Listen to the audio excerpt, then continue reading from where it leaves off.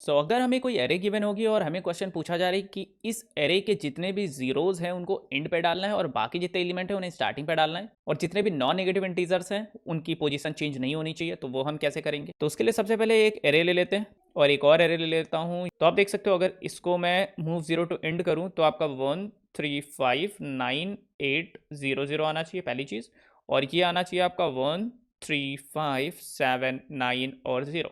तो इसे देख के पहला तो समझ में आता है कि जितने भी नॉन जीरो एलिमेंट्स हैं ना वो सारे स्टार्टिंग में करने हैं।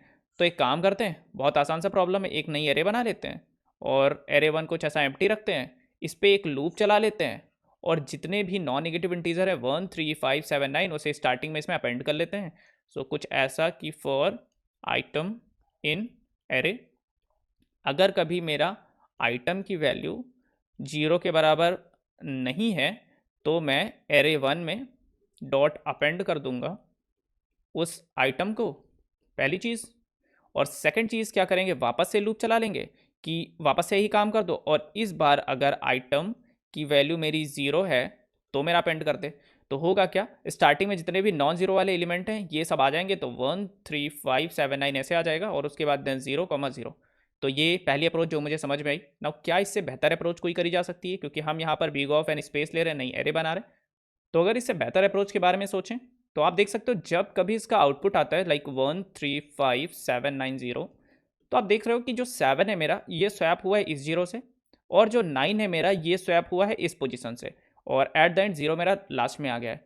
तो क्या मैं क्या कर सकता हूँ यहाँ पे, एक तो पहले आई नाम का वेरिएबल लूंगा जो कि हर इंडेक्स टू इंडेक्स ट्रेवल करेगा। तो एक काम करता हूँ, मैं आई को 0 से इनिशियलाइज कर देता हूँ और वॉइल आई लेस देन एन और आई प्लस इक्वल टू 1।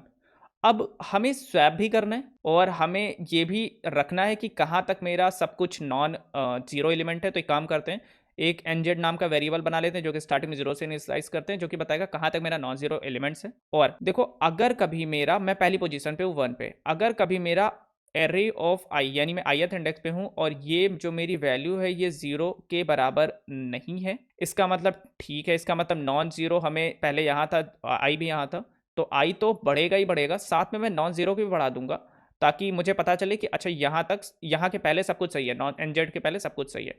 तो मैं यहाँ पे क्या करूँगा, एनजेड को भी बढ़ा दूंगा और आई आपका बढ़ेगा ही बढ़ेगा। एल्स पार्ट में जब कभी मेरा जीरो पड़ जाता है तो होगा क्या, मैं 1 पे पहुंचा, 3 पे पहुंचा, 5 पे पहुंचा, देन 0 7 9, जब मैं यहाँ पे पहुंचा आई की वैल्यू यहाँ थी और जेड की वैल्यू यहाँ थी, या एन जेड की वैल्यू यहाँ पे थी। फिर क्या हुआ, चेक हुआ मेरा कि ये मेरा 0 है, तो क्या मेरा एन जेड को मैं बढ़ा पाऊंगा। अगर मैं यहाँ पे एन जेड को बढ़ा दूंगा और एन जेड कह रहा है कि आपसे पहले सारे नॉन जीरो एलिमेंट्स हैं, तो ये तो वो कंडीशन वैलिड हो जाएगी। तो एक काम करता हूँ, मैं एन जेड को इस टाइम पे बढ़ाता ही नहीं हूँ, तो एन जेड यहीं रह जाएगा, आई यहाँ पे आ जाएगा। अब वापस से चेक होगा क्या जो आयत है वो नॉन जीरो है, बिल्कुल है। तो क्या मैं इसे स्वैप कर दूं एन जेड वाली पोजीशन से, यानी आखिरी नॉन जीरो इंडेक्स से। तो अगर मैं इसको स्वैप कर देता हूं तो 1 3 5, देन स्वैप करके 7 0 हो जाएगा, और अगर 0 के बराबर नहीं होता है तो एन जेड तो हमेशा बढ़ता ही है, एन जेड बढ़ के यहाँ पे आ जाएगा और आई बढ़ के यहाँ पे आ जाएगा। तो यहाँ पे हमें एक और चीज़ करना है कि स्वैप कर देना है किसको, एरे ऑफ एन जेड को, किससे, एरे ऑफ आई के साथ। और फिर मैं यहाँ पे पहुंचा, एन जेड की वैल्यू यहाँ थी, आई की वैल्यू यहाँ थी, इस बार वापस से चेक हुआ नॉन जीरो है, बिल्कुल नॉन जीरो है, तो क्या एन जेड के साथ वापस से इससे स्वैप कर दिया जाए।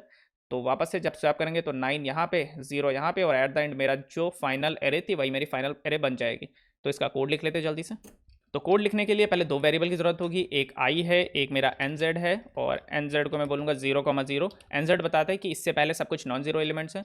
वॉइल एक लूप चलाऊंगा जब तक आई की वैल्यू लेस देन एन हो। अगर कभी एरे ऑफ आई की वैल्यू मेरी नॉट इक्वल टू 0 यानी 0 के बराबर नहीं होती है तो मैं कुछ करूँगा, अगर 0 के बराबर होती है तो मैं आई की वैल्यू बढ़ा दूंगा केवल, और आई की वैल्यू तो हर बार बढ़नी ही बढ़नी है, आई की वैल्यू प्लस इक्वल टू 1।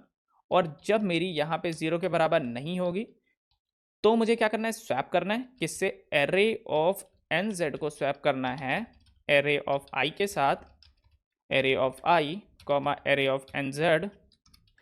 आई को तो बढ़ाना ही बढ़ाना है, एन जेड को भी बढ़ाना है, so N Z plus equal to 1, और यहाँ पे आई हर बार ही बढ़ेगा। तो ये मेरा पूरा कोड हो गया। अगर मैं यहाँ से एरे रिटर्न कर दूँ, now let's run this code. तुम्हारा टेस्ट केस रन हो चुका है, लेट्स सबमिट दिस कोड। तो हमारा कोड भी सबमिट हो चुका है। तो ये थी हमारी आज की प्रॉब्लम। आप लोगों के लिए होमवर्क है कि एक ऐसी एरे है जिसमें जीरो और नॉन जीरो एलिमेंट्स हैं। आपको जीरो को स्टार्टिंग पोजीशन पे रखना है, सारे जीरो को स्टार्टिंग में ले आके रख देना है और सारे नॉन जीरो एलिमेंट्स को एंड पे ले जाके रख देना है। तो ये थी हमारी आज की वीडियो। अगर वीडियो पसंद आई है तो वीडियो को लाइक कर दीजिए, चैनल पर नए हैं तो सब्सक्राइब कर दीजिए और हम लोग मिलेंगे नेक्स्ट वीडियो में नई प्रॉब्लम के साथ। तब तक के लिए बाय बाय।